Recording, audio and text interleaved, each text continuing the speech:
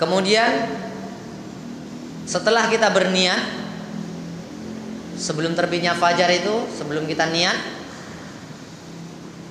setelah kita niat, maka bermulalah setelah terbit fajar, bermulalah kewajiban kita untuk melaksanakan puasa.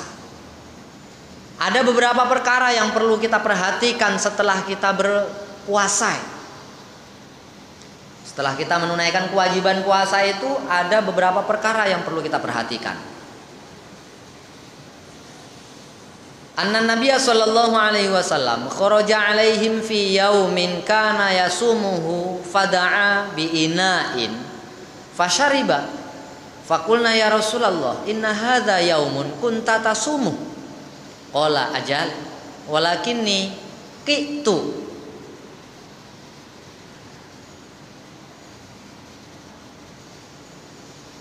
Suatu ketika Nabi sallallahu alaihi wasallam menemui para sahabat. Pada waktu itu Nabi sedang berpuasa. Setelah ketemu sama sahabat-sahabat, maka Nabi minta diambilkan air minum. Nabi minta diambilkan air minum. Maka ada satu orang sahabat tanya, ya Rasulullah, bukankah hari ini engkau sedang berpuasa? Kata Nabi, ya benar, saya memang sedang berpuasa. Tetapi tadi aku muntah. Maka Nabi minta ambilkan air, kemudian Nabi minum. Mananya Nabi tidak puasa setelah muntah. Dalam riwayat yang lain, an Abi Hurairah an Nabi sallallahu alaihi wasallam qala, "Man zara'ahul qai'u fala qada'a alaihi, wa man istaqa'a fa alaihi al-qada'." Barang siapa yang terkalahkan oleh muntah, maka boleh dia berbuka. Orang yang tidak bisa lagi menahan muntah, ditahan-tahan, kalah juga akhirnya dia muntah, maka boleh dia tidak puasa. Boleh juga dia tidak berbuka. Dia boleh meneruskan puasanya.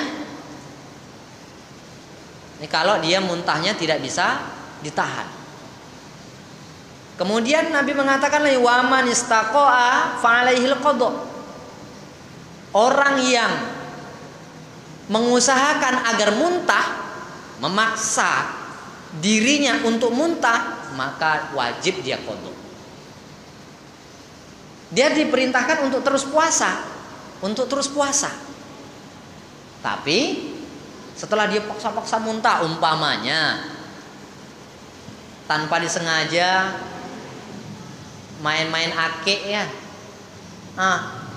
masuk ake ke dalam tuh, dipaksa untuk muntah, untuk mengeluarkannya, diusahakan untuk mengeluarkannya, muntah betul.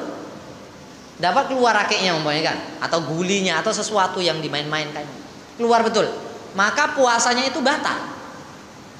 Besok dia harus mengganti pada hari yang lain. Cuman dia tidak boleh berbuka. Hari itu dia tidak boleh berbuka. Dia harus melanjutkan puasanya. Jangan dikira terus karena sudah muntah, samalah seperti mana orang yang menggosok gigi umpamanya kan. Nah, lidahnya pula tengah-tengah puasa tuh lidahnya pula digosok-gosok. Kan kita sudah tahu kalau menggosok-gosok itu akan menyebabkan muntah. Betul muntah jadinya. Maka dia wajib terus puasa. Namun pada hari yang lain dia harus mengganti puasanya ini tadi. Berbeda dengan orang yang ya mungkin ibu-ibu yang masih nak muntah aja kan, masih nak muntah ya, yang ini lain kan. Tak dapat dia nak nahan lagi loh. Muntah jadinya. Dah, yang seperti itu dia boleh teruskan puasanya. Tanpa mengganti pada hari yang lain. Ataupun kita naik mobil lumayan tak tahan, pening. Sudah muntah.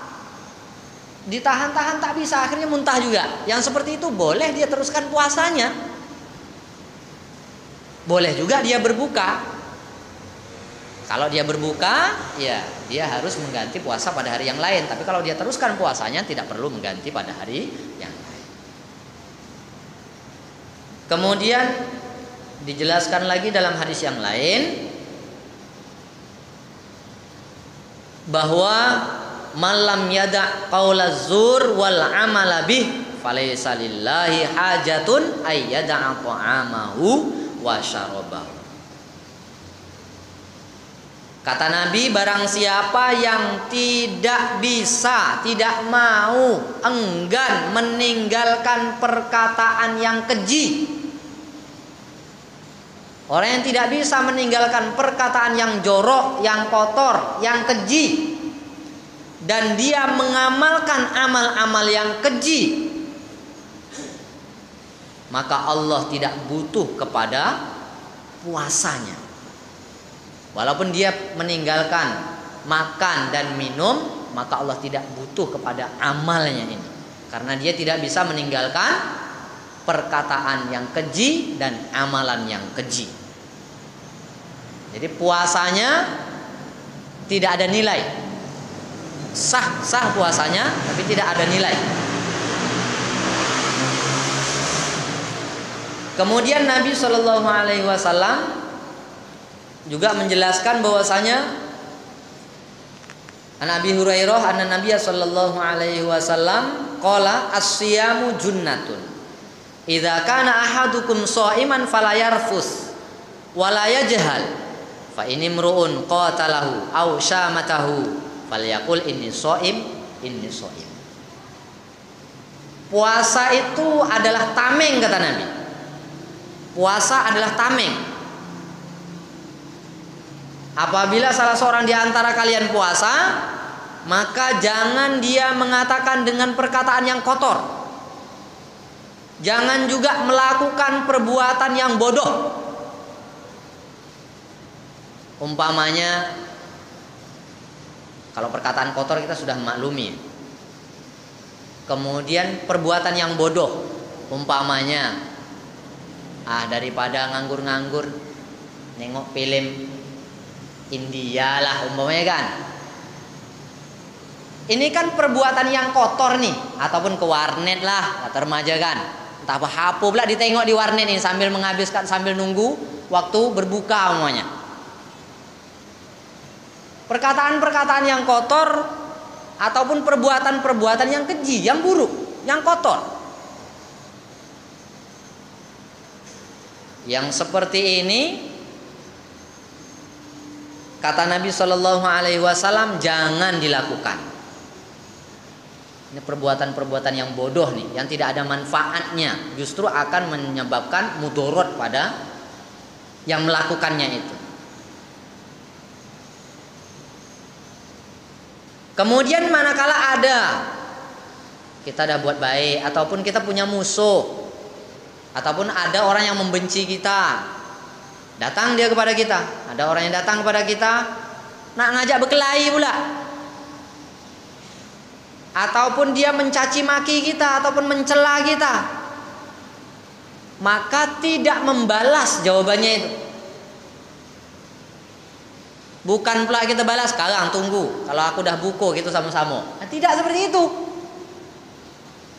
Kalau ada orang yang mengajak debat umumnya kan, beteking sampai berkelahi umumnya, tinggalkan yang seperti itu. Cakapkan aku puasa. Dah. Nabi mengajarkan seperti itu. Inni shaim. Sesungguhnya aku puasa. Ya kalau diajak untuk beteking, betengko itu, tinggalkan. Ini perintah Nabi Shallallahu Alaihi Wasallam. Jangan melakukan kebodohan. Jangan mengatakan sesuatu hal yang kotor. Kalau ada orang yang mengajak kita untuk bertengkar, untuk berkelahi, mencela kita, memaki kita, maka katakan sungguhnya aku puasa. Tidak dianjurkan untuk membalas. Dan jangan pula mengatakan dengan menunda pembalasannya, tunggu pembalasan aku. Jangan seperti itu.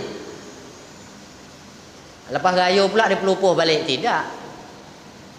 Jadi bahasa Nabi Sallallahu Alaihi Wasallam, inni shaim, aku puasa. Tak boleh membalas keburukan dengan keburukan, tapi balas keburukan dengan kebaikan. Di dalam hadis yang lain, ra'aitu Rasulullah sallallahu alaihi wasallam yastaku wa huwa shaim.